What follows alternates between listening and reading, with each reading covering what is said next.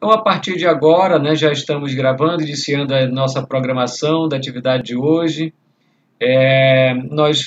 A semana anterior, né, a semana que tivemos encontro, a gente fazia aí algumas considerações sobre o direito em si, não é? E acho que a gente falava sobre os fundamentos do direito, né? Onde é que o direito atua, né? Os princípios do direito. E nós dizíamos então que o direito ele tem a principal função, né? Sua função ordenadora, que tem por objetivo definir um padrão de conduta social, né? Para que as pessoas possam seguir e a gente possa, e o Estado, obviamente, possa organizar a sociedade, né? Falávamos também sobre a função preventiva, né? Que o direito, se as pessoas da sociedade cumprirem, né, com aquilo que se deseja, né, como cada um de nós devemos agir, vai se evitar conflitos, né?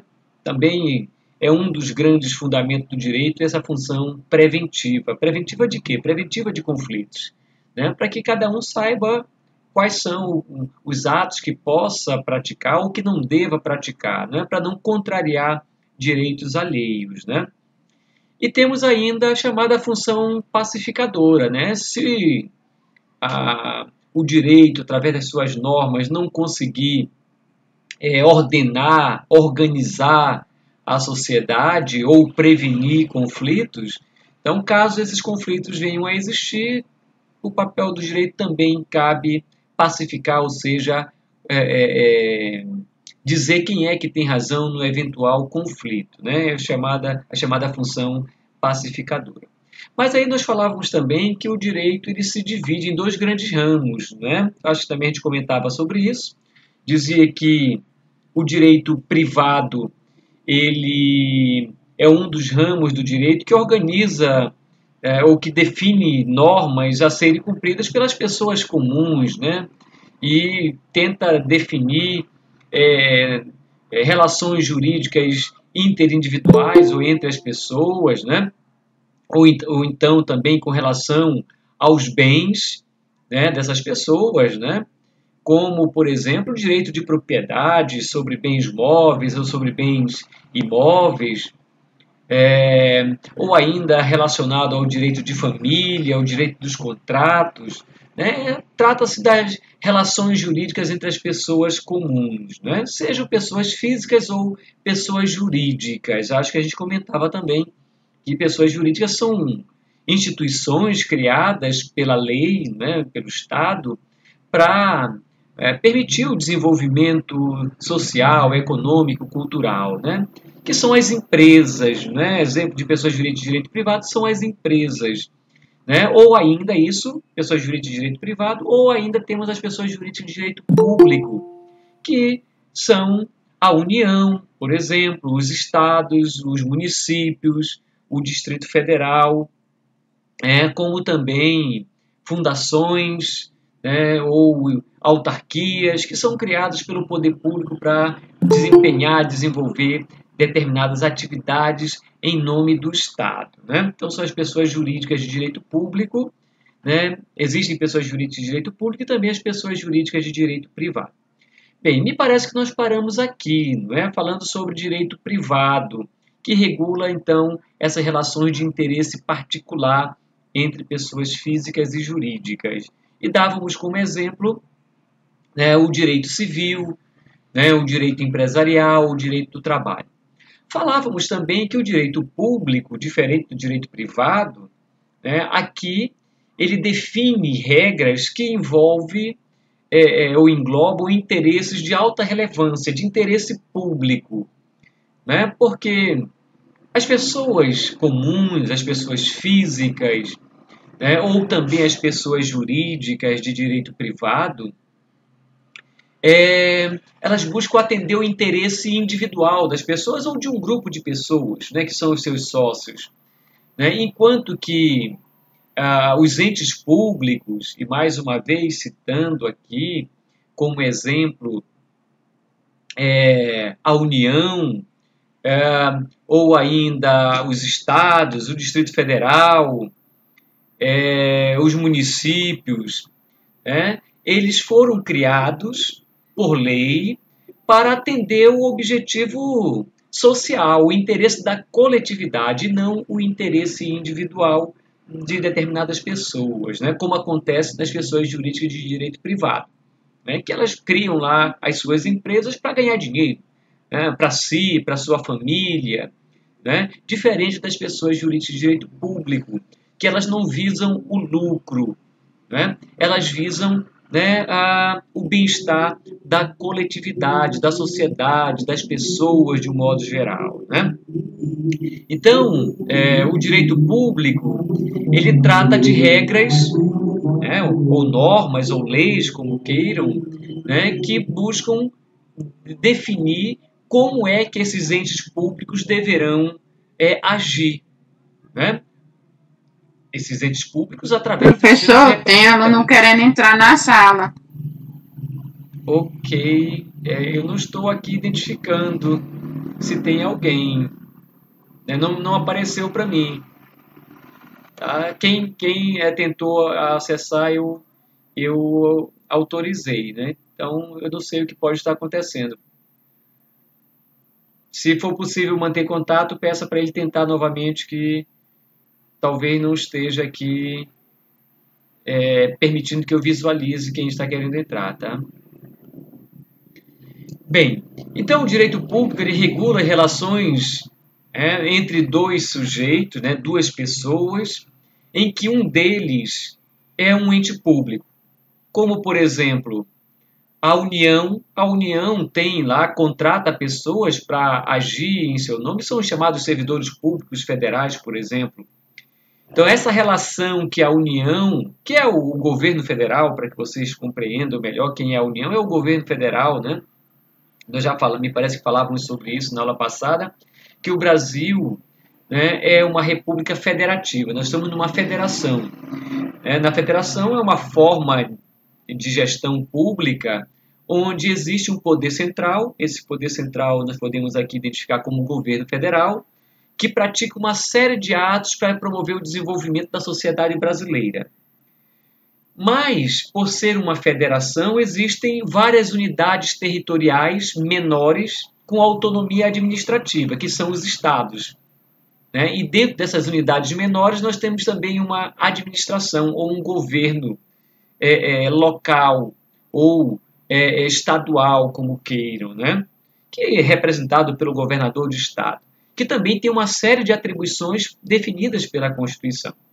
E os estados estão divididos em territórios menores que denominam-se de municípios, que também possuem a autonomia administrativa, representado pelo gestor municipal, que é o prefeito, que tem as suas atribuições definidas também pela Constituição Federal.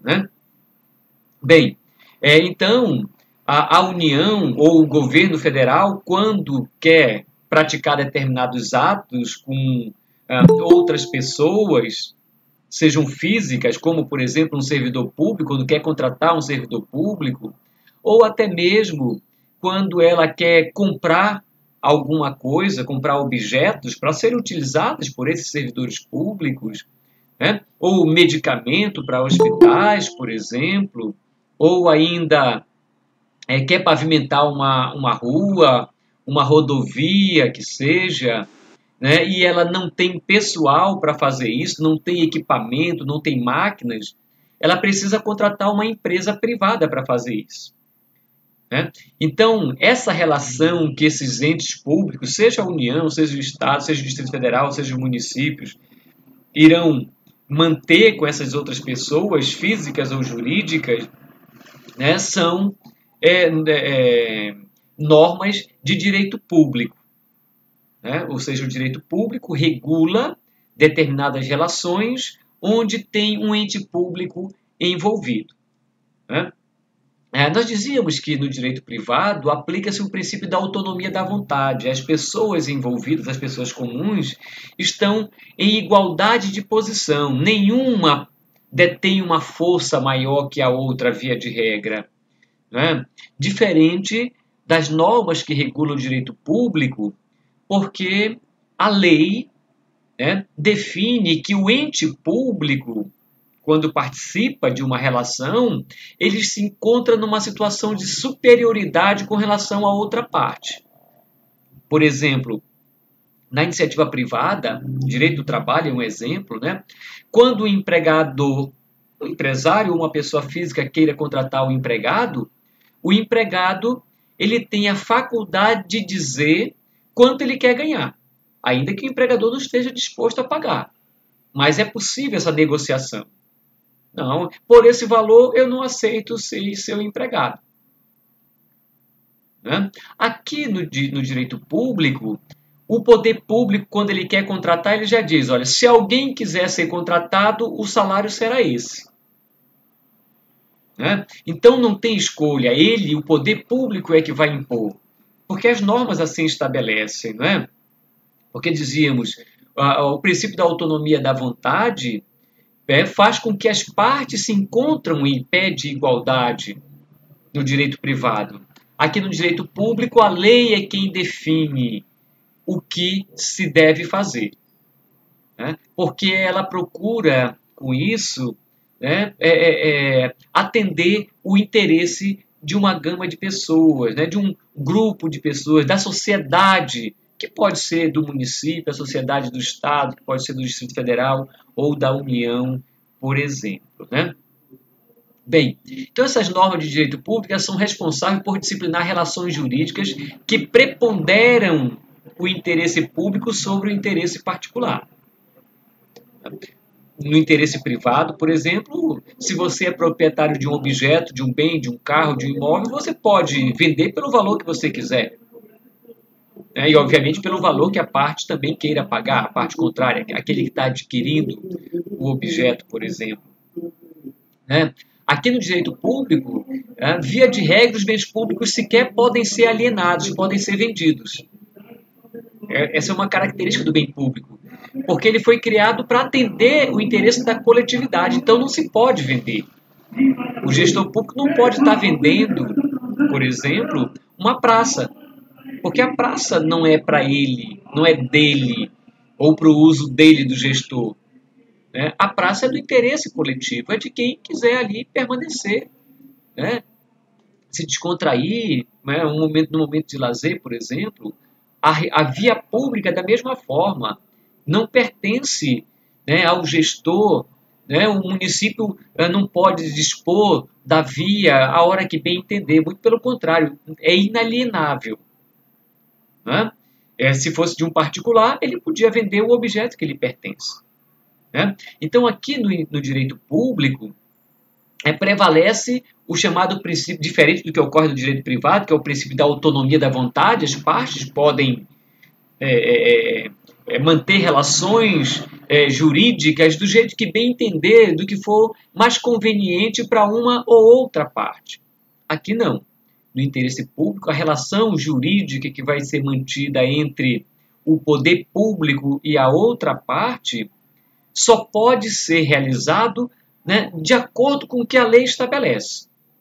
Se a lei não autoriza a praticar determinado ato, o ato não pode ser praticado. No direito privado é o inverso. Se a lei não proíbe, você pode praticar qualquer ato. Né? Então, no direito público, o princípio da estrita legalidade. Só pode fazer o que a lei autoriza. No direito privado é o inverso. Você pode fazer tudo que a lei não proíbe. Né? Bem, então nós temos alguns ramos do direito, assim como nós citamos no direito privado, alguns ramos de direito privado, como o direito empresarial, como o direito civil, como o direito do trabalho. Nós temos também os ramos do direito público, né, que estamos aí projetando, como, por exemplo, o direito constitucional, o direito tributário, o direito penal, o direito processual, o direito administrativo, o direito financeiro. Podemos citar muitos outros, como o direito agrário, como o direito ambiental, como o direito previdenciário. Todos são ramos do direito público. Por quê? Porque, de um lado, aquele ramo do direito, qualquer um desses ramos que citamos, né, vai estar o poder público. Como assim? Essa relação que eu acabei de citar ainda há pouco, né, que regula a relação entre o poder público e o servidor público, é uma relação regulamentado pelo direito público, porque de um lado está o ente público, o município, que se quiser contratar um servidor municipal, o Estado, se quiser contratar um servidor estadual, a União, se quiser contratar um servidor público federal. É o direito administrativo que regula, né? Aliás, a lei 8.112 é uma lei específica. Existem outras leis também, mas a principal é a lei 8.112, por exemplo, né?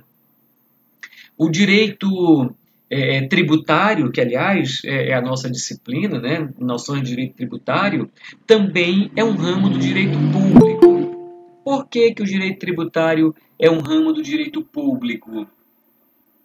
Vamos já verificar, né, que o direito tributário ele regula a relação entre o poder público, né, que a própria Constituição autoriza que os entes públicos possam exigir das pessoas, que são os contribuintes, né, enquanto que o ente público denomina-se de fisco, né? Então, o fisco ou o poder público pode exigir o pagamento de determinadas quantias. Há diversos títulos, né? Que pode ser de imposto, que pode ser de taxa, contribuição de melhoria, por exemplo. É o que nós vamos verificar em seguida, que denomina-se de tributo, né? Então, o poder público ele pode exigir o pagamento de quantia em dinheiro das pessoas, né? É o poder de tributar. Então, como a lei define que um lado está o ente público, que cobra tributo, e do outro lado estão as pessoas físicas, que são os contribuintes, ou até mesmo as pessoas jurídicas de direito privado, que também são contribuintes, né? Nós estamos diante de uma relação de direito público. Direito financeiro, né, também tem uma relação muito próxima com o direito tributário. O direito tributário define como é que o poder público vai cobrar o tributo das pessoas. O direito financeiro é como o poder público vai gastar esse dinheiro, para onde ele deve destinar o dinheiro arrecadado, né? Então, se é o poder público, se a lei define como é que o poder público vai gastar, então nós temos aqui, de um lado, o poder público, estamos, portanto, diante de um ramo, direito financeiro, estamos falando, né? Estamos diante de um ramo do direito público, né? Bem, já estamos, inclusive, aqui falando, né, fazendo referência ao direito tributário. Nós fizemos, então, até nesse momento, algumas considerações do que vem a ser o direito, o papel do direito na sociedade, né? O papel de organizar a sociedade. Na aula passada, né? Iniciamos falando, então, na aula passada, sobre a divisão do direito em direito público e direito privado, que nós estamos agora concluindo. A distinção entre direito público e direito privado. Agora a gente vai fazer algumas considerações acerca da nossa disciplina, do conteúdo do direito tributário, né? Já que a nossa disciplina é noções de direito tributário. Né? O que seria exatamente o direito tributário? Né? Qual é o seu objeto? Bem, primeiro, há de considerar que nós estamos no estado moderno, evoluído que nós vivemos hoje, né? Acho que a gente comentava na aula passada, fizemos algumas considerações já sobre isso, de que isso foi um processo lento, né, secular e até milenar para chegar nas condições que nós nos encontramos hoje, né, de terem grupo de pessoas em determinada base territorial, que nós chamamos de países.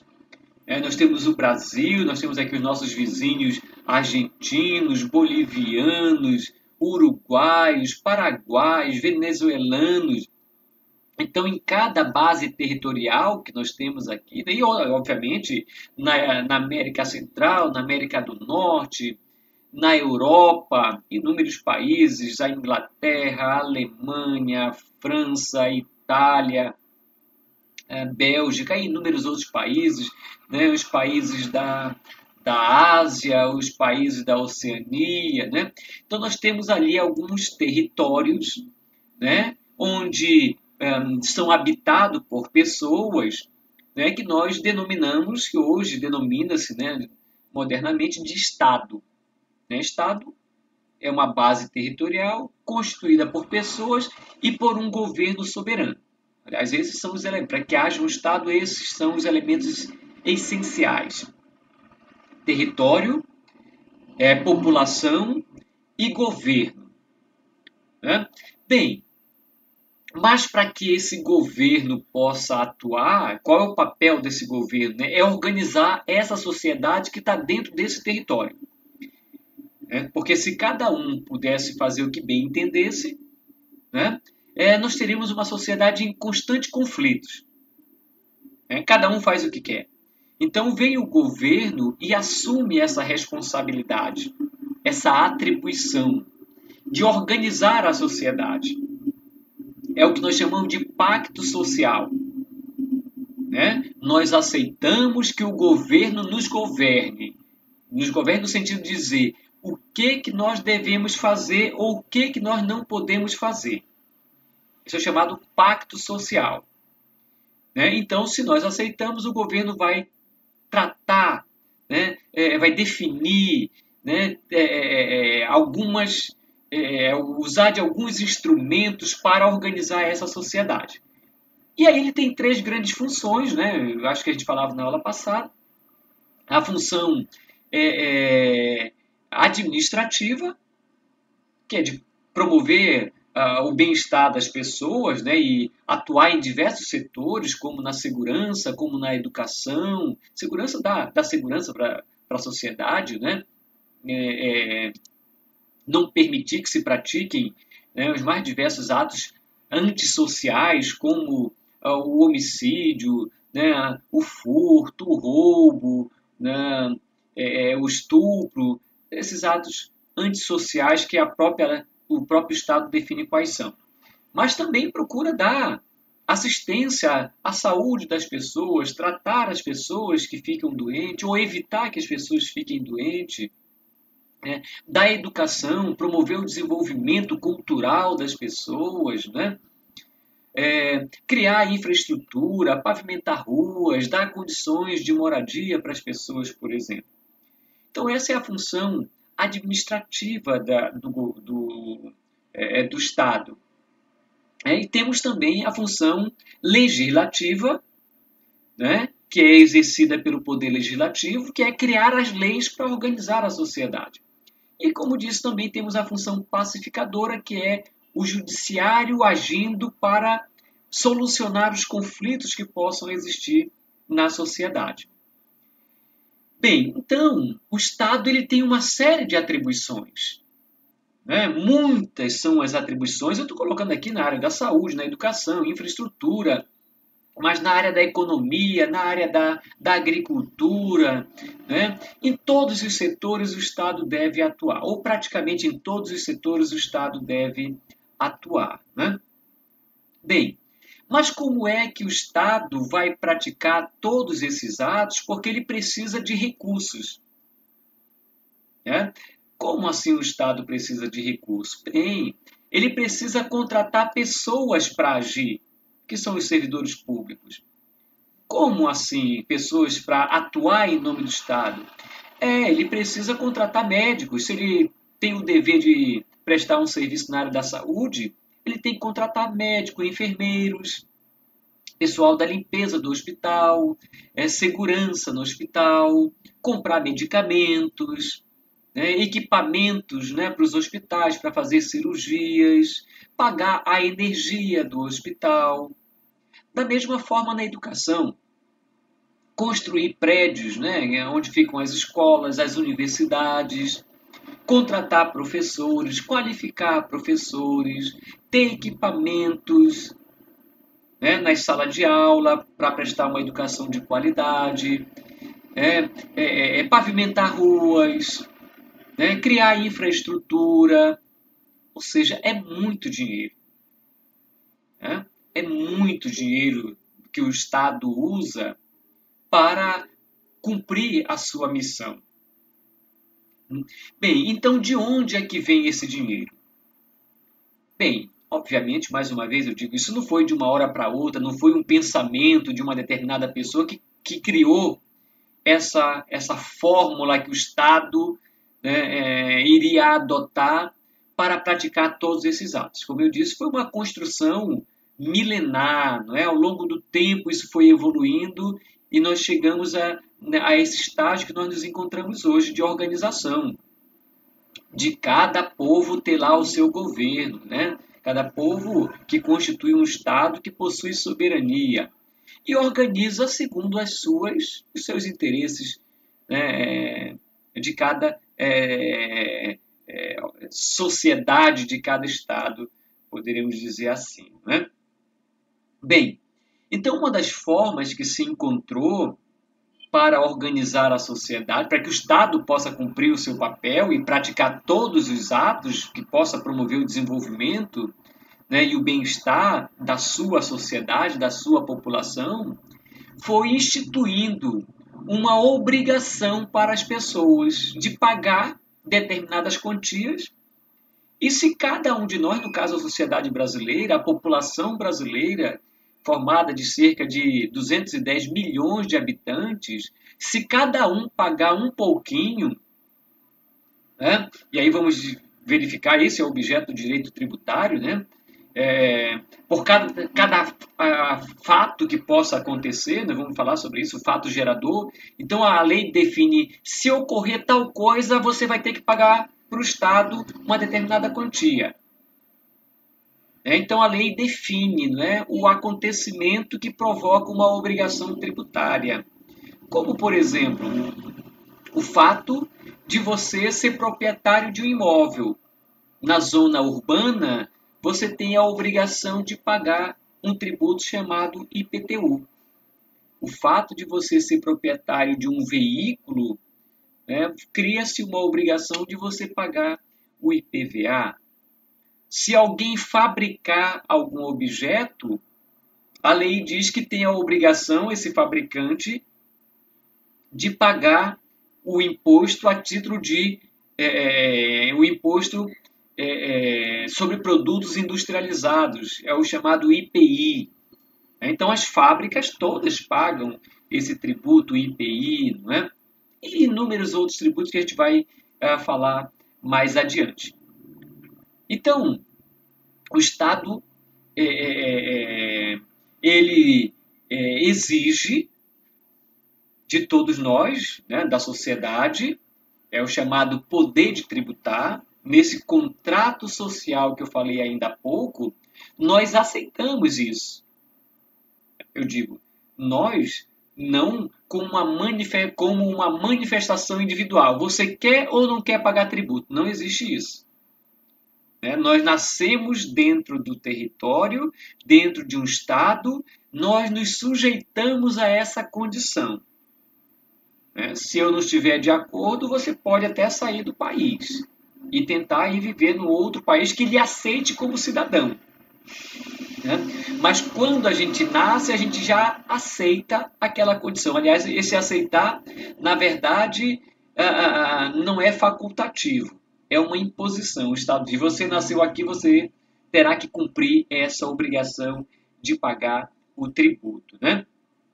Então, essa é uma exigência, é coercitivo, né, a obrigação de pagar, né, uma prestação pecuniária em dinheiro, né, e o Estado utiliza esse recurso arrecadado para cumprir a sua missão. É bem verdade que muitas vezes o gestor, aquele que atua na administração, desvia recursos, né, onde deveria para a educação. Ele desvia para pagamento de propina, para alguém fazer algo em favor, em proveito do gestor, não é? Do prefeito, do governador, do presidente da República, né? Ou ele utiliza esse recurso para comprar alguém, para votar favorável nos seus projetos, como já aconteceu aí com o mensalão da vida, não é? Então é feito mau uso do recurso público. O objetivo não é para isso, né? Muito pelo contrário, é para atender o interesse da coletividade. E muitas vezes isso não acontece na prática. Bem, então de onde é que vem essas receitas, né? Esse recurso que o Estado utiliza para praticar esses atos que a lei lhe impõe, né? Que é prestar serviço na área da saúde, da segurança, da educação, da infraestrutura e todos os demais setores que se constituem numa atribuição do Estado. Bem, o Estado ele cria alguns órgãos, né, algumas instituições, como, por exemplo, autarquias, como empresas públicas, como sociedade de economia mistas, que atuam no mercado e ganham dinheiro para isso. Como, por exemplo, a Caixa Econômica Federal, um banco, certamente vocês sabem, ela atua na área de financiamento de veículos, financiamento de imóvel, aliás, é muito comum na área imobiliária o financiamento, né? Empresta dinheiro também, e ela ganha com isso, ela cobra juros, né, de quem faz uso desse recurso que ela empresta, né, ou que ela financia bens, por exemplo. E esse dinheiro que ela ganha, que aliás é muito dinheiro, né, no Brasil inteiro tem agência da Caixa Econômica, e também apenas um exemplo Caixa Econômica, mas existem outros bancos públicos, né? No Distrito Federal nós temos o Banco de Brasília, né? O BRB, então esse é um exemplo, mas podemos citar outros, como no caso a CAESB no Distrito Federal, né? Ou ainda a SEB, né? E temos também as empresas federais, né? Que o poder público tem participação e ganha dinheiro, como é o exemplo aí da Petrobras, né? A União ou o governo federal tem uma arrecadação bilionária com a atuação da Petrobras e a Eletrobras e inúmeras outras empresas públicas. Então, uma das fontes de receita do Estado brasileiro, por exemplo, e cada Estado tem lá as suas empresas, né? Estamos aqui usando o exemplo do Brasil. Então, uma das fontes de receita do Estado brasileiro, que ele arrecada recurso para promover o desenvolvimento da sociedade brasileira, são, né, essas rendas, né, que o Estado obtém com a prestação de determinados tipos de serviços. Outro exemplo aqui, os Correios também é uma empresa pública, o Estado arrecada também dinheiro com os Correios.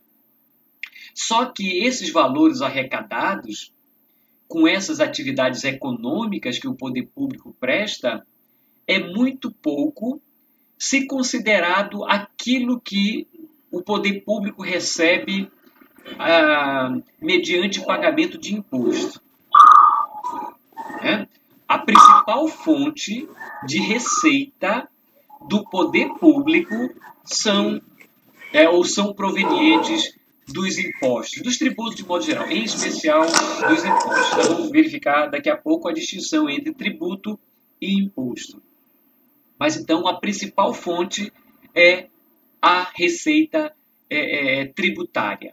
Muito embora também, como eu disse, hajam recursos provenientes das atividades econômicas que o Estado também realiza. Acabei de citar a SEB, no caso do Distrito Federal, por exemplo, né? No caso, estamos falando do Distrito Federal, porque nós estamos também falando de direito tributário, não apenas da União, né?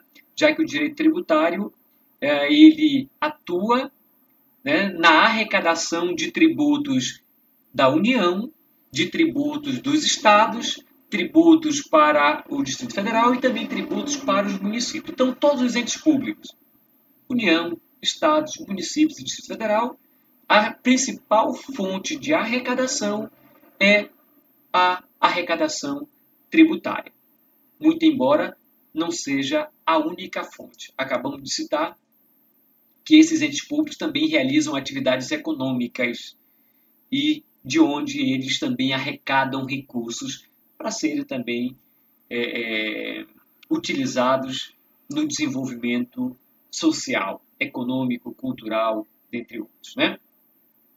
Então, a principal fonte de receitas, de arrecadação desses entes públicos são os tributos arrecadados.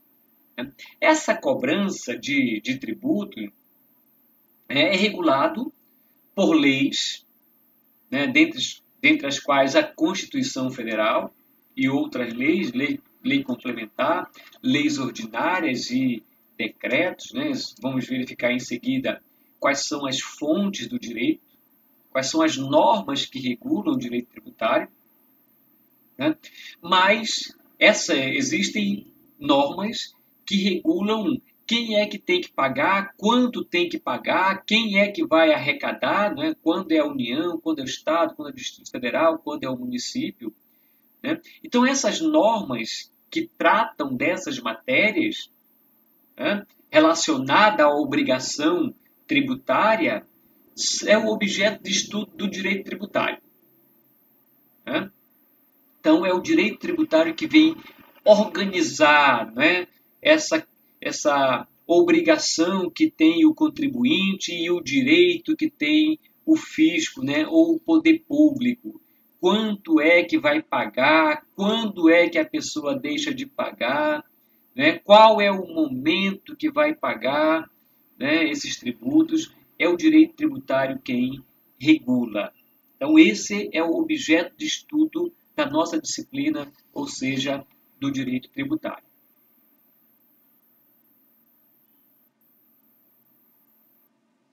Bem, então podemos dizer que o direito tributário é um ramo do direito público, porque direito público, já falamos ainda há pouco, né? Porque regula relação entre sujeitos, né, onde de um lado está o poder público, União, Estado, Distrito Federal, municípios, que é quem arrecada o tributo. Do outro lado estão lá os contribuintes, que somos nós, né? Então, o direito tributário é um ramo do direito público que regula, né, as normas, né, relativas à imposição, à obrigação de pagar o tributo, de fiscalizar, né, porque pode acontecer que a lei ela define quem é que tem a obrigação de pagar o tributo, mas as pessoas podem deixar de pagar. Bem, eu estou aqui fabricando um determinado veículo, uma moto, uma bicicleta, um pneu, um sapato, ou roupas, por exemplo, e as pessoas podem ficar caladinhas lá, né? Não informar que estão fabricando, por exemplo. E, consequentemente, o poder público deixa de arrecadar. A lei diz, não, mas se você fabricar alguma coisa, você tem que pagar o IPI. As pessoas fabricam e, obviamente, muitas das vezes as pessoas não querem pagar o tributo, acham que é injusto, mas é a lei que impõe. Então, escondem, né, se omitem a recolher a tributação. Então, o poder público tem que estar fiscalizando. Então, é o direito tributário também que regula essa relação de fiscalização, né? A arrecadação, as pessoas estão arrecadando, mas não querem arrecadar tudo.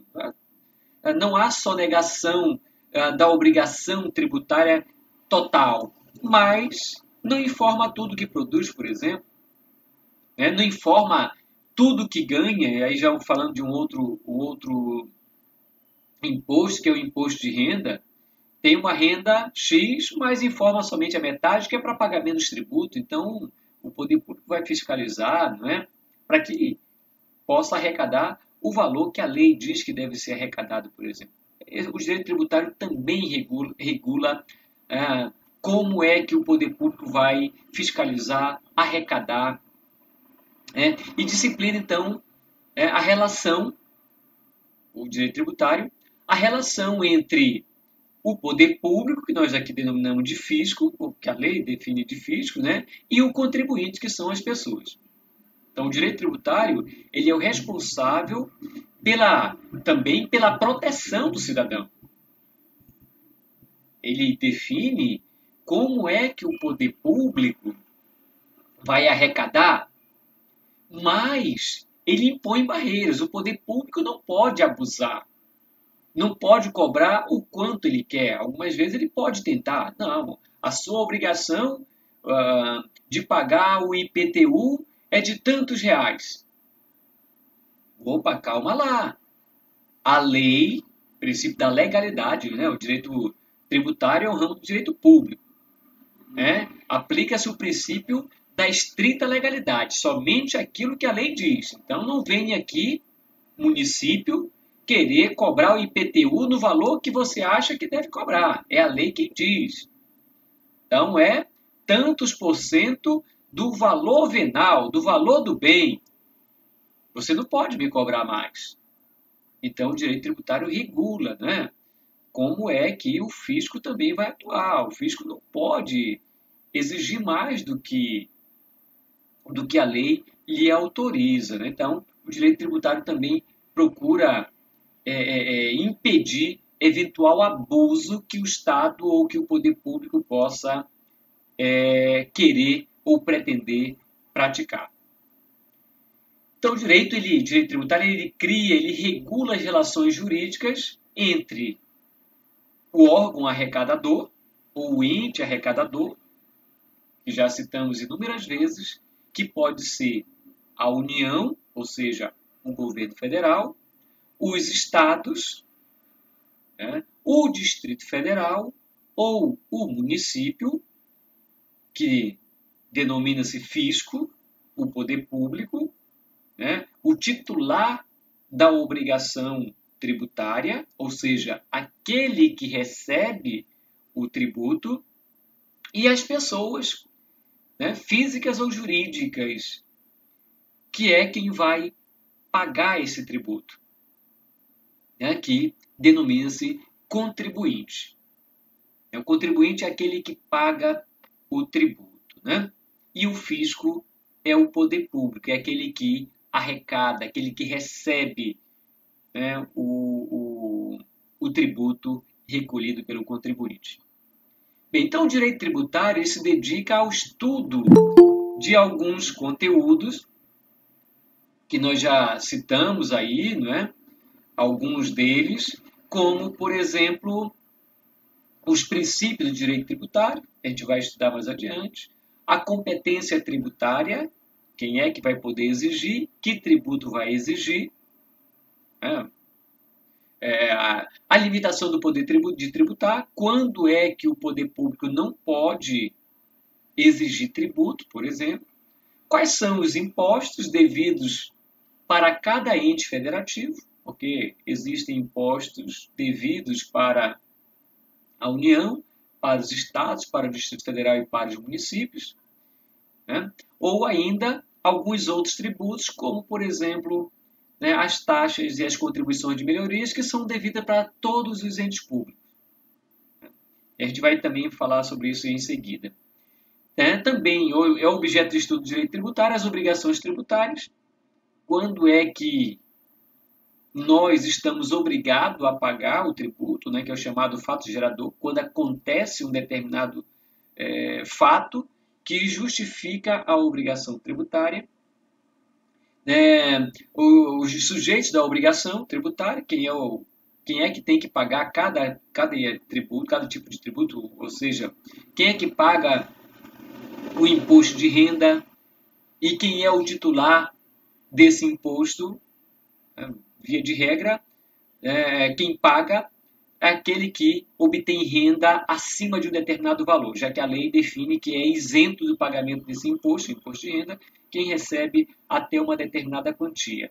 Quem recebe acima tem a obrigação de pagar. E quem é que tem o direito de receber? A União, é o imposto federal. Diferente do IPVA, por exemplo, que o proprietário do veículo é que tem a obrigação de pagar e o Estado é que tem o direito de receber. E enquanto que o IPTU, por exemplo, é um imposto que a obrigação é do proprietário de um bem imóvel, localizado dentro da área urbana do município, e o credor dessa obrigação é o município. E aí também a gente vai falar sobre os sujeitos à obrigação tributária, responsabilidade, quem é que tem que pagar o tributo, o crédito tributário, quando é que ele se constitui, quando é que cria a obrigação, quando é que essa obrigação fica suspensa e quando é que se extingue a obrigação tributária. Bem, feitas essas considerações preliminares, eu indago a vocês, né, se tem algum questionamento. Alguém quer fazer algum questionamento? Aliás, deixa eu entrar aqui no chat para saber se tem alguma pergunta. Boa tarde, estou sem microfone. Ok, Deliane. Bem, então alguém quer fazer algum questionamento? Eu vou trocar, enquanto isso eu troco aqui os slides, né? Vamos para uma outra tela. Sim, estão compreendendo o que eu estou falando?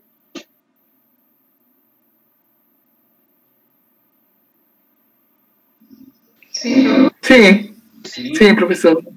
Podemos continuar assim? Muito bem explicado o conteúdo. Ah, obrigado. Sim.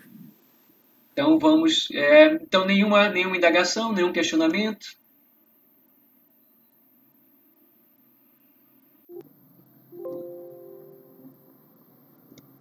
Bem, então, dando continuidade aí ao estudo do direito tributário, né, já sabemos onde é que atua o direito tributário, né, para que ele serve, né?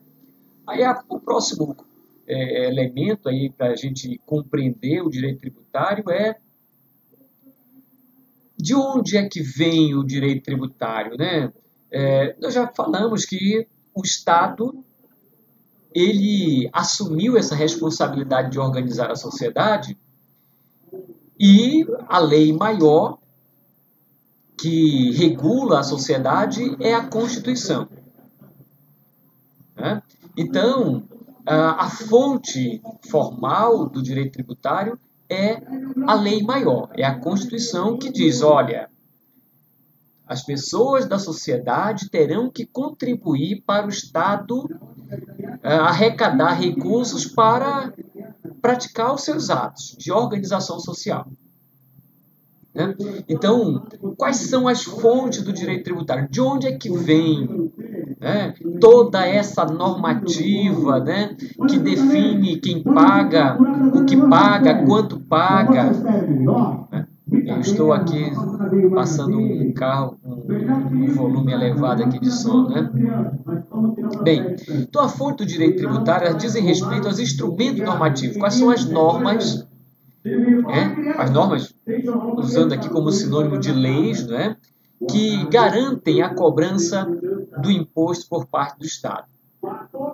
Então existem, eu acho que, não sei se já comentei com vocês, né, que dentro de um Estado, o que regula a sociedade são as leis, que define o que cada um de nós, seja pessoa física, seja pessoa jurídica, ou até mesmo os entes públicos, porque de repente a gente pode falar de Estado, que cabe ao Estado fazer e acontecer, é o responsável por tudo, mas a lei se aplica ao Estado também. A lei se aplica a todos.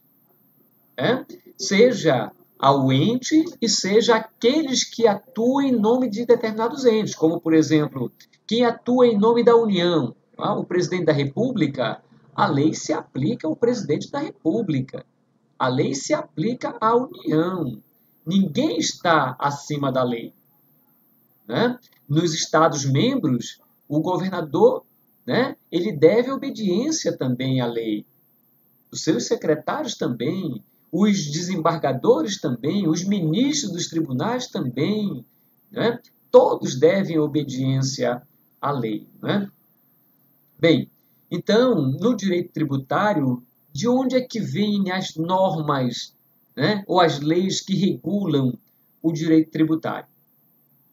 Bem, existem duas fontes do direito tributário. Uma são as fontes materiais. Fontes materiais quer dizer o que garante ao ente público que ele pode exigir o tributo, que é um direito dele de receber determinada quantia a título de tributo. Então, são as chamadas fontes materiais. São acontecimentos ou fatos que acontecem, fatos reais, que acontecem, que justificam a obrigação do contribuinte pagar e o direito do poder público exigir. Exemplo: alguém que está produzindo um bem, industrializando, uma fábrica de veículos, uma fábrica de calçados, uma fábrica de motocicletas, uma fábrica de bicicleta, uma fábrica de vidro, uma fábrica de computador. Quando transforma uma matéria-prima em um determinado produto, esse acontecimento é o chamado fato gerador. A lei define, né? Quando isso acontecer, está se criando um fato que justifica uma obrigação de pagar. Produzir material industrializado. Essa é uma fonte material, é um acontecimento que cria a obrigação do contribuinte de pagar, né, e o direito do poder público exigir. Aliás, o IPI, estamos aqui no exemplo que citei, um exemplo de imposto sobre produtos industrializados, que denomina-se pela sigla IPI. Não sei se vocês já ouviram falar. É um imposto federal, é um imposto devido à União. Os estados e os municípios não podem cobrar esse imposto, somente a União. Ou ainda, um outro fato gerador, uma outra fonte material do direito tributário. Realizar operação de crédito. Como assim? Um exemplo.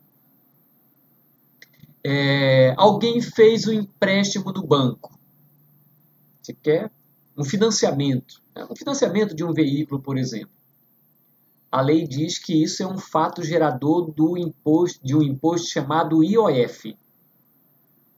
Então, você fez aquela transação lá com o banco, uma parte, né, do dinheiro que você recebeu para financiar no financiamento lá do veículo que você está adquirindo, a lei diz que você tem a obrigação de pagar uma parte desse valor que você recebeu a título de imposto esse chamado IOF, Imposto sobre Operação Financeira.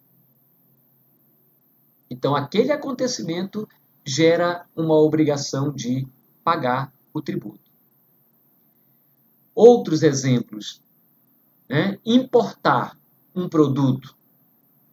Tem um produto que foi fabricado lá num determinado país, fora do Brasil, portanto, e você quer importar ou para o seu consumo ou porque você quer vender. Você tem uma importadora que quer vender o produto. A lei tributária diz que esse fato, esse acontecimento de ingressar no território nacional um produto produzido no exterior gera uma obrigação de pagar um imposto chamado imposto de importação. Ou ainda, existe um outro tributo que é o inverso. Se você produz um produto no Brasil, um bem de consumo, e você quer vender para alguém que está no exterior, que quer comprar esse objeto, uma máquina, um carro, o Brasil tanto importa quanto exporta veículos, né? Então, se você quer vender para alguém no exterior, essa pessoa que vai comprar, aliás, a pessoa no Brasil que está vendendo esse produto tem que pagar um imposto chamado imposto de exportação. E inúmeras outras situações, né? Voltando ao exemplo de quem é proprietário de um veículo. Então, se você é proprietário de um veículo, temos ali um fato gerador que cria a obrigação de pagar o IPVA. Se você é proprietário de um bem imóvel na zona urbana de um município, a lei diz que está sendo criado aqui um fato gerador que cria a obrigação de pagar um tributo chamado IPTU. E se esse imóvel é rural, a lei diz que cria-se a obrigação de pagar o imposto chamado ITR, Imposto Territorial Rural. Né? E assim por diante, né? Ou seja, já que são inúmeros os impostos, que a gente vai falar mais adiante sobre cada um deles. Né? E quem é o titular do direito e da obrigação tributária? Porque se o imposto é municipal, você paga para o município. Se o imposto é federal, você paga para a União. Então, quais são os impostos estaduais, federais, municipais ou distritais? A gente vai verificar mais adiante. Né? Então, a fonte material é o que dá origem à obrigação de pagar o tributo. E, obviamente, se há uma obrigação, há um direito também de receber o tributo. Né? Mas as fontes formais é a lei que cria essa obrigação tributária. São os atos normativos. Ato normativo, podemos dizer aqui, os mais diversos, seja a Constituição Federal, que a origem dos tributos estão previstos na Constituição Federal, né? Como também em outras leis. Acho que a gente já falou na aula passada, né, que as leis que organizam uma sociedade, elas possuem naturezas diferentes e nomenclaturas diferentes e hierarquias diferentes. Existem leis que têm uma força normativa maior que outras. Né? Como, por exemplo, a Constituição é a lei mais importante de um Estado. No caso, a Constituição brasileira é a lei mais importante do Estado brasileiro. Mas existem leis que estão numa hierarquia menor. Ela não tem tanta força quanto a Constituição, mas elas têm mais força que outras, como, por exemplo, as emendas constitucionais. Ou ainda, abaixo das emendas constitucionais estão as leis complementares. Abaixo das leis complementares estão as leis ordinárias. Abaixo das leis ordinárias estão os decretos, por exemplo. E existem outros atos normativos, outras espécies de lei. Todas essas que citamos aqui são leis lato sensu, ainda que muitas não recebam o nome de lei. Emenda à Constituição é uma lei. A Constituição é uma lei. As medidas provisórias, e ainda que no seu nome não conste o termo lei, mas também é uma lei. Um decreto, ainda que no seu nome não conste o termo lei, mas também é uma lei. Mas possui naturezas diferentes e hierarquias diferentes. Bem, então... Sim. É o quê? Oi. Quem é que está? Não consegui identificar aqui. Deixa eu verificar se eu localizo. Sim. Missilene. Jusilene? No caso, Missilene. Missilene, sim. E no caso, que eu estou falando de decreto e portaria, vocês incluem? Decretos e portarias, sim, são leis também. Lato sensu são leis, né? Mas com denominações diferentes. Né? Tanto os decretos ainda estão acima das portarias, né? E as portarias estão no grau de hierarquia abaixo ainda. Né? Então, acima dessas existem as leis ordinárias, as leis complementares, a emenda à Constituição, né? E acima de qualquer outra está a Constituição Federal. Né? Mas todas são leis, resoluções, né? Portarias, são leis, né? Leis como ato normativo, instrumento criado pelo poder público para normatizar alguma coisa. Né? Até porque as leis, lato sensu, entre todas essas que nós falamos aqui, elas são sempre criadas pelo poder público. Os particulares não criam leis. Os particulares criam, até podem criar, alguns outros atos normativos, como, por exemplo, os contratos. Quando você faz um contrato, você cria uma normativa, né, onde os contratantes eles se comprometem a cumprir aquilo que eles estão ali afirmando no contrato. E também é de natureza obrigatória. Só que as leis o Estado impõe para a sociedade. O contrato vale apenas para os contratantes, não vale para outros. Uma das características da lei, né, é a generalidade. Ela vale para toda a sociedade. Enquanto que o contrato é um instrumento normativo que regula somente aquelas pessoas que estão contratando, 2 ou mais pessoas. Ok, Nicilene? Aliás, aí você também questiona, e as PECs? As PECs é um projeto de emenda à Constituição, que, se aprovado esse projeto, ela se converte em uma emenda à Constituição. O que é uma emenda à Constituição? É uma lei aprovada para alterar a Constituição naquilo que a Constituição autoriza. Porque a Constituição, né, ela permite que seja alterada em algumas partes e outras não. Existem as chamadas cláusulas pétreas, não sei se vocês já ouviram falar esse termo. Né? Cláusulas petrificadas, que não podem, né, ser alteradas, não podem ser quebradas, não podem ser modificadas. Mas a grande maioria dos dispositivos, dos artigos, dos parágrafos da Constituição podem ser alterados. E são alterados através de uma outra norma chamada de emenda à Constituição. Então, PEC significa, né, projeto de emenda à Constituição, que quando aprovado ela vira uma emenda à Constituição. É uma lei que altera a Constituição.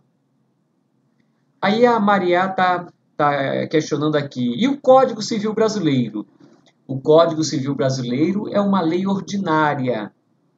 Está abaixo da Constituição e também está abaixo da emenda à Constituição e também abaixo na hierarquia das leis complementares, que regulam, né, de matérias relacionadas ao direito de propriedade, ao direito sucessório, ao direito de família, ao direito das obrigações, ao direito das empresas, né?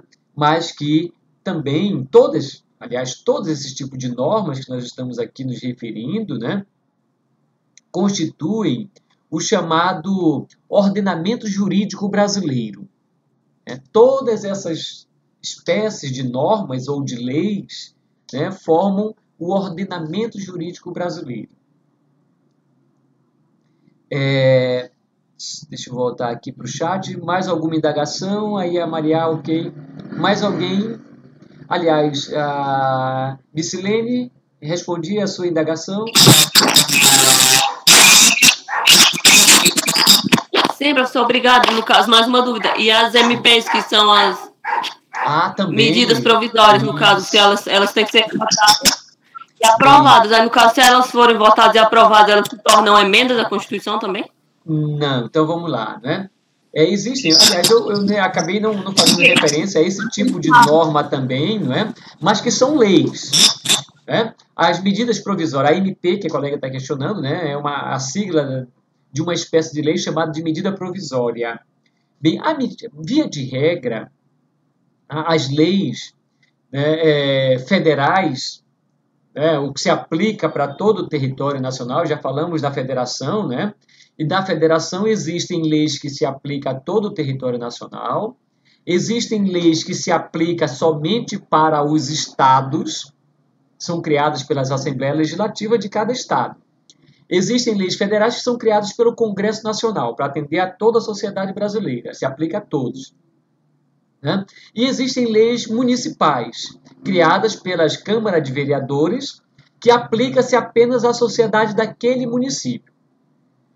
Bem, mas o que o município pode legislar? Sobre que matéria? O que os vereadores vão poder criar normas que versam sobre que matérias? Os deputados estaduais, por sua vez, vão legislar sobre que matérias? O Congresso Nacional, ou seja, os deputados federais e senadores, já que na esfera federal nós temos o sistema bicameral, são duas casas legislativas, a Câmara e o Senado. Nos estados e nos municípios são unicameral, só tem uma casa, Câmara de Vereadores do município e Assembleia Legislativa no estado e Câmara Legislativa no Distrito Federal.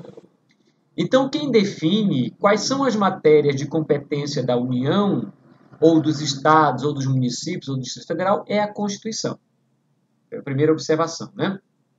Bem, mas a Constituição autoriza... Bem, ou antes disso, né? Então, via de regra, quem legisla é o órgão responsável por essa...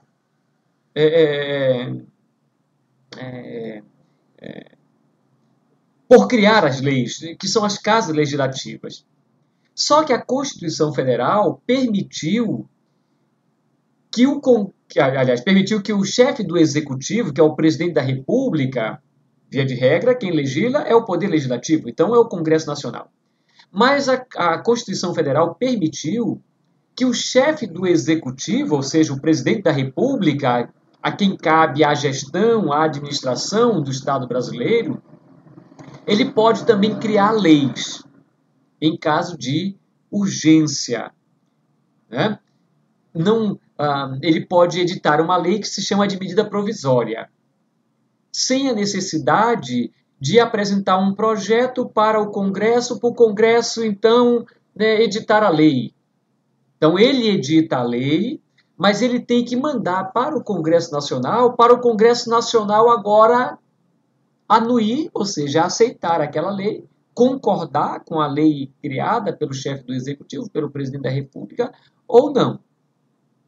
Então, aqui é o inverso. Via de regra, o Congresso aprova, né, e encaminha para o chefe do Executivo sancionar ou vetar. Aqui a medida provisória é o chefe do Executivo cria a lei, em casos que a Constituição autoriza, e ele manda para o Congresso, né, dizer se aceita ou não. Então, a medida provisória também é uma espécie de lei, né? Só que ela é aprovada de forma diferente das leis comuns, que vai aprovada no Congresso e passa, assim, pelo presidente para a sanção ou veto, né? A medida provisória é o inverso. O presidente cria a lei e manda para o Congresso dizer se aprova ou não. Ok, eu acho que foi a Missilene, né? Mais alguma indagação, Missilene? Não, por enquanto é sobre. Podemos continuar? Mais alguém quer fazer alguma pergunta? Não? Então vamos lá, né? Continuando. Bem, então aí a gente falava, né, sobre as fontes formais, né? Então as fontes formais, né, são os atos normativos que criam as regras tributárias, né, a serem aplicadas pelo sistema tributário, né, tanto pelo poder público, para ele exigir o tributo, fiscalizar, né, como também pelo contribuinte, né, que também o direito tributário não determina apenas direito para o fisco ou para o poder público, né, também tem obrigações, assim como também não define somente obrigações para o contribuinte também tem direitos, né? Então, as fontes formais de direito tributário são consideradas, né, dentre outras, né, a própria Constituição Federal, que define, quais são... a organização do sistema tributário nacional está na Constituição Federal, né, as emendas constitucionais, que venham eventualmente alterar o texto da Constituição, né, as leis complementares, as leis ordinárias, medidas provisórias, né, que a Missilene acabou de falar aí também, né, que é uma espécie de lei, né, as leis delegadas, os decretos legislativos, as resoluções, né, são todas fontes formais do direito tributário. Bem, essas fontes formais ainda têm duas subdivisões. As fontes formais primárias, né, são aquelas que criam ou modificam o ordenamento jurídico na área do direito tributário, como a Constituição, as emendas constitucionais, as leis complementares, por exemplo, dentre as quais temos aqui o Código Tributário Nacional.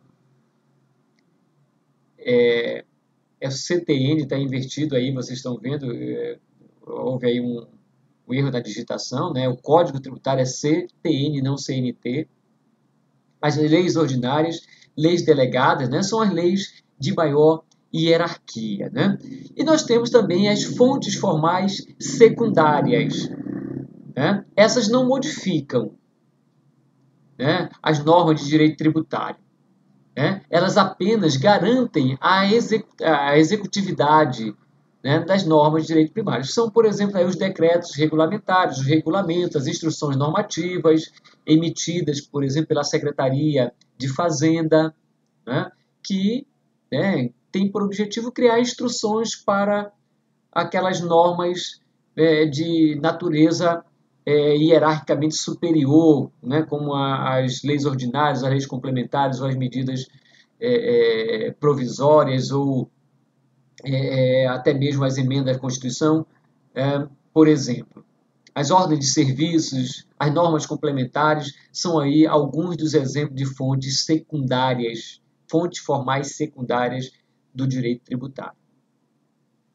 Bem, mas nós estamos falando aqui, e é muito comum, né, no cotidiano, se falar em direito em tributo, né, e imposto, e como se fossem a mesma coisa, né? Tributo e imposto é a mesma coisa?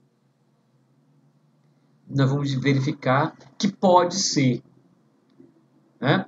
Pode ou não ser.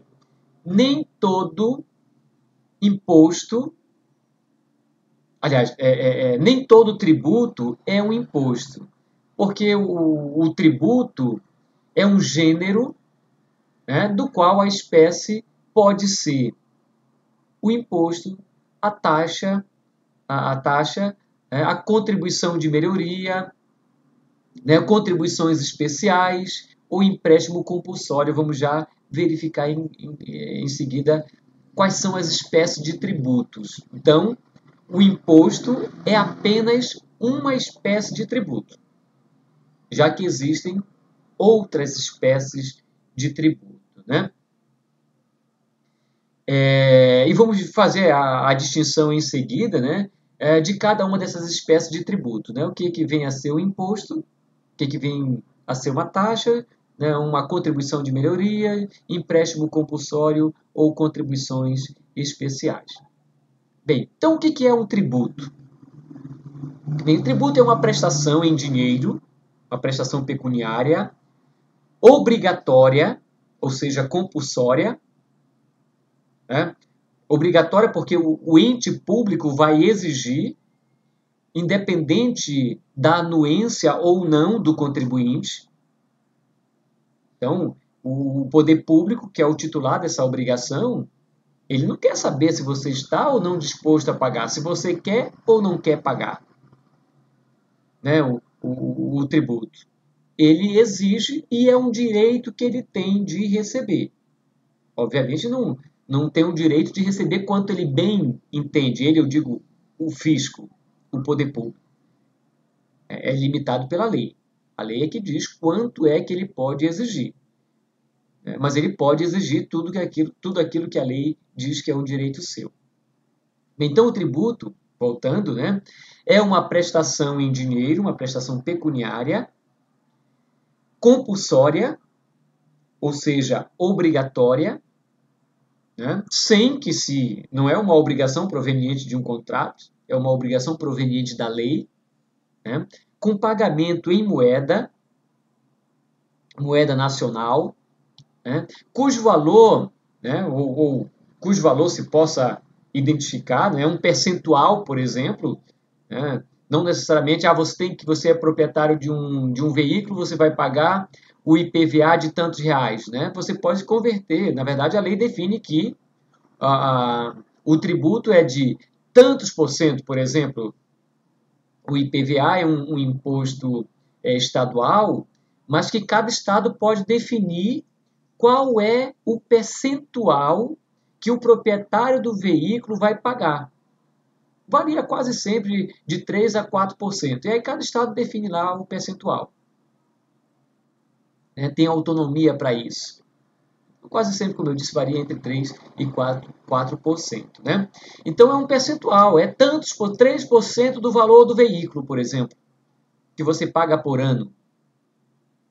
Né? Então é um valor pago em moeda ou cujo valor você possa exprimir, ou seja, definir a quantia, né? Que não constitua sanção de ato ilícito, não é por conta de um acontecimento ilícito que você vai pagar, né? Por um ato ilícito, na verdade, de você ser proprietário de um bem de forma lícita, você comprou, é seu, né? Ou ainda quando você produz um bem, né, o produto industrializado, que é o IPI, que falei ainda há pouco, ou ainda quando você faz uma operação financeira, como eu citei também ainda há pouco, um financiamento de um veículo, de uma casa, por exemplo, né, é um ato lícito, o Estado reconhece, a lei autoriza que você pratique esse ato. É diferente de uma obrigação ilícita. Então, nós estamos dizendo que é uma obrigação, é uma imposição que o poder público faz para você pela prática de um ato lícito, autorizado pela lei. Que o poder público possa exigir essa quantia. Né? Então, ainda que não constitua o ato ilícito, né, instituída por uma lei e cobrada mediante uma atividade administrativa. É o poder público que vai exigir. Essa é a definição de tributo criada pelo artigo 3º do Código Tributário Nacional. Quando ele procura o Código Tributário Nacional, é uma lei complementar, tem a natureza de lei complementar, essa lei, não é? Que no seu artigo 3º traz essa definição do que vem a ser tributo. Né? Bem, esses tributos, né, já falávamos aí anteriormente, eles são as principais receitas, ou eles constituem a principal receita dos entes públicos, seja da União, seja dos estados, do Distrito Federal e também dos municípios. Já que falamos ainda há pouco também, que não são as únicas fontes de receita do poder público. Citei ainda há pouco, né? Na União, por exemplo, aquilo que a União arrecada através da Petrobras, que exerce uma atividade econômica, né? E esse recurso é destinado também ao Estado praticar os seus atos de gestão, né? O que vem do BNDES, né? O Banco Nacional de Desenvolvimento Social, por exemplo, talvez vocês já ouviram falar, Caixa Econômica, o Banco do Brasil, uma sociedade de economia mista, do qual o governo federal também é um dos proprietários dessa empresa, né, que é o Banco do Brasil, que ganha fortunas anualmente ou até mensalmente, né? E esse dinheiro também vai para o caixa do governo federal. Mas essas fortunas é muito pouco se comparado com aquilo que a União recebe a título de imposto. Por exemplo, imposto de renda é uma fortuna. Trilhões, talvez, de reais por ano o governo federal arrecada com imposto de renda. Com imposto de importação, um pouco menos. Imposto de exportação, se comparado com imposto de renda, é muito pouco, né? Mas de imposto sobre produtos industrializados, IPI, também é uma outra fonte bilionária de arrecadação do governo federal. Bem, mas como dizia, né? A principal fonte de receita dos entes públicos são os tributos. Em especial, mais ainda, os impostos. Porque, como eu disse, o imposto é apenas mais uma espécie de tributo. já que existem outras espécies, como as taxas, né, e a contribuição de melhoria, por exemplo. Mas a principal fonte são as fontes tributárias e, mais especificamente, de imposto. Bem, essa fonte, né, serve para quê? Já dizíamos, para manter a máquina administrativa. Essas despesas do dia a dia. Na União, por exemplo, quantos milhões de servidores públicos federais atuam, né, em prol da União? Em todos os estados, na maioria dos municípios, possuem servidores federais, por exemplo. E tem que pagar a energia, né, as sedes dessas empresas, né, desses entes públicos federais, por exemplo, né, de escolas. O IFB, por exemplo, é uma escola federal, uma autarquia, não sim, uma autarquia. O IFB é uma autarquia federal, recebe verba federal, né, para cumprir com suas atribuições na área da educação. E temos as universidades federais. Quantas universidades federais que recebem verba federal e tem que manter o campus limpo, com segurança, com equipamentos, com cadeiras, com computadores. Então é uma fortuna que se gasta. Hospitais, segurança, né? Imagine só as Forças Armadas, quantas mil ou milhares, eu não sei quantos mil ou se milhares de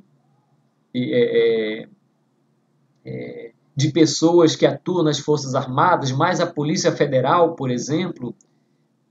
Então é muito recurso. Então, para manter essa estrutura, a máquina administrativa, como também na prestação de inúmeros serviços, né, que a União presta, assim como também os estados e também os municípios.